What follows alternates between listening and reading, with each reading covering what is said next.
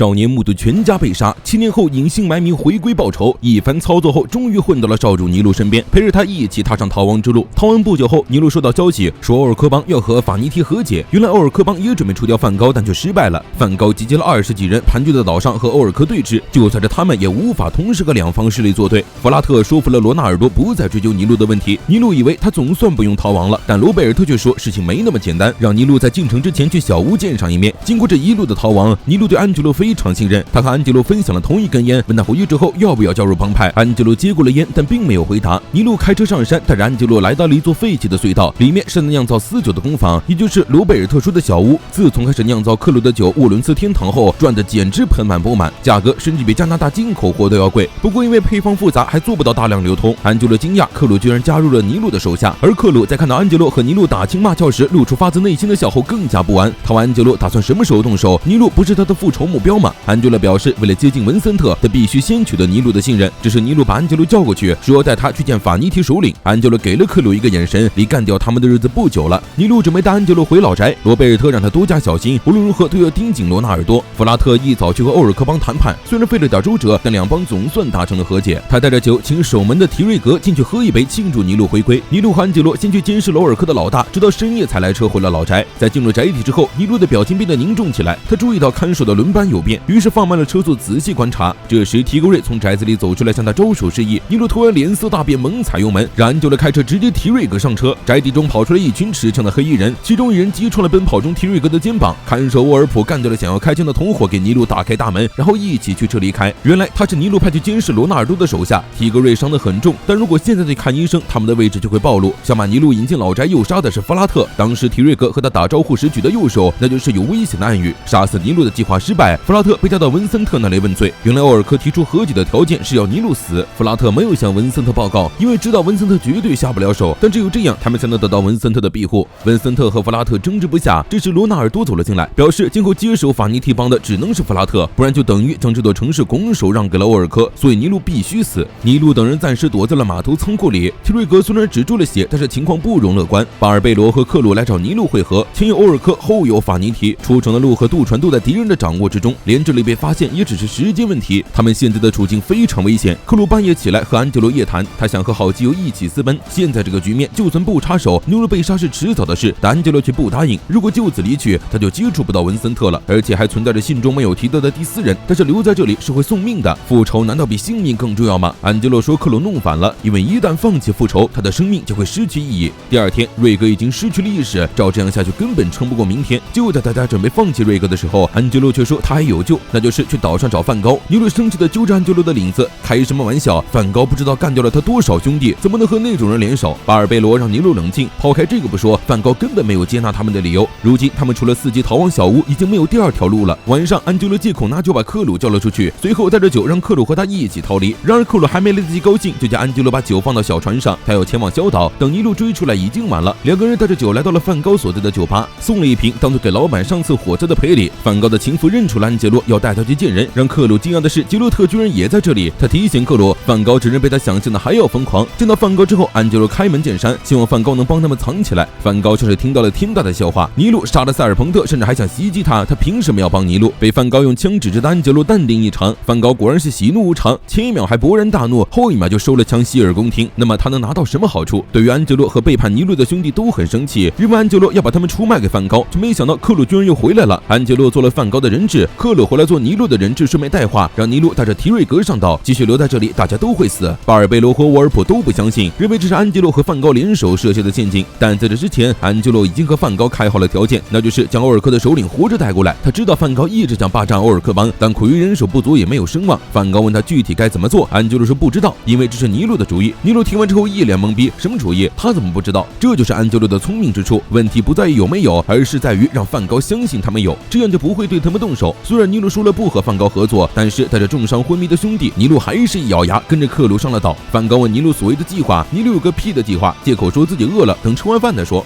梵高把意大利牛皮鞋伸到尼禄面前让他舔，尼禄慢慢靠近，随后抽起餐刀就要捅穿梵高的脚丫子。梵高赶紧收脚，随后哈哈大笑，让手下给尼禄准备点吃的。而此时的高级餐厅里，罗纳尔多正带着弗拉特和欧尔科的首领见面。对于弗拉特放跑尼禄这件事，欧尔科非常不满。罗纳尔多趁机问他们打听到了什么。欧尔科提起尼禄用沃伦斯天堂赚了很多钱，他也想分这个蛋糕。只要杀了尼禄，酒酿造的配方和作坊就都是他们的了。欧尔科对弗拉特非常不满，只要尼禄一完蛋，欧尔科帮派的复兴计划就能着手安排。但他没想到，没等法尼提出手，第二天尼禄和安杰洛就主动出现在他的面前，说有生意要和欧尔科谈。但欧尔科完全不打算让尼禄活着回去，他给尼禄倒了一杯酒，喝完这杯就毫无留恋的进坟墓吧。随后周围的手下一起举起了枪，尼禄毫无惧色的端起酒杯尝了一口，是30年陈酿的温莎酒，味道确实不错，但是已经过时了。说着尼禄倒上了酒，从怀里掏出酒壶满上，自己干了一杯之后又递给了欧尔科尝尝。这是他们刚酿好才3周的货色。欧尔科喝了一口之后惊为天人，这就是沃伦斯天堂，有了这个就再也不用往条子口袋里塞钱，大老远从国境把酒运过来了，只要欧尔科照他们，一切全数奉上。尼禄带欧尔科来到了隧道里的酿酒工坊，手下的尼禄先去确认真伪。欧尔科对刺杀梵高的安杰洛还有印象，安杰洛问欧尔科信是不是他寄的，不过欧尔科显然不知道这件事。安杰洛毛遂自荐，推荐欧尔科任用他，他的真名叫做安杰洛·拉古萨。听到这个姓氏后，欧尔科瞪大了眼睛。安杰洛说自己的杀父仇人是文森特。这时去探查的手下传来消息，隧道里确实是一座酿酒工坊，有了工坊和配方，欧尔科就能掌控整座城市。不过配方是尼禄保证性命的筹码，不会这么轻易交出来。他打开一瓶酒对嘴吹，要欧尔科为他们的友谊举杯庆祝。但欧尔科非常小心，他发现了角落里闲置的木桶，让手下挨个开枪试探。储藏的木桶里的美酒洒了一地，但其中却出现了一个空木桶。没等欧尔科反应，沃尔普突然端着机枪站出来，一阵乱杀，酒坊瞬间成了枪战现场。尼禄趁乱躲了起来，然而他一扭头，安杰洛不知道什么时候夺了枪，脸色阴沉地对准了他。他终于等到了今天。紧接着，在尼禄惊骇的目光中连开2枪。等欧尔科过去查看，尼禄已经倒在地上断气了。手下提议把安杰洛也杀了，但欧尔科却给了他一拳：“你懂什么？这孩子为父亲报了仇。”欧尔科很欣赏安杰洛，3人一起喝酒庆祝梵高和法尼提帮的没落。只要有了这些酒，他甚至不用向加拉西亚帮低头了。欧尔科畅想着美好的未来，突然酒劲上头，眩晕不止。他晕过去之前，看到最后的面容就是尼禄坏笑的脸。尼禄和安杰洛信守承诺，将欧尔科带给了梵高。尼禄夸赞安杰洛干得不错，他事先杀了只鸡，把血包藏在怀里，让安杰洛假装杀了自己后获得欧尔科的信任。尼禄说安杰洛的演技真不错，安杰洛笑着表示，毕竟是加入了真感情。不久之后，梵格成为欧尔科的首领，上任第一件事就是几个帮派干部给他们上了一道欧尔科最喜欢吃的千层面。这道千层面做得非常美味，而这时突然有人被千层面里的硬物卡住，吐出来一看，居然是一颗人的牙齿。没错，这道千层面是用欧尔科的人肉做的。看着干部们争先恐后呕吐的惨状，梵高发出癫狂的大笑。提瑞格恢复了健康，大家聚在一起吃了一顿饭。危机虽然暂时解除，但是尼禄知道今后的日子只会更加危险。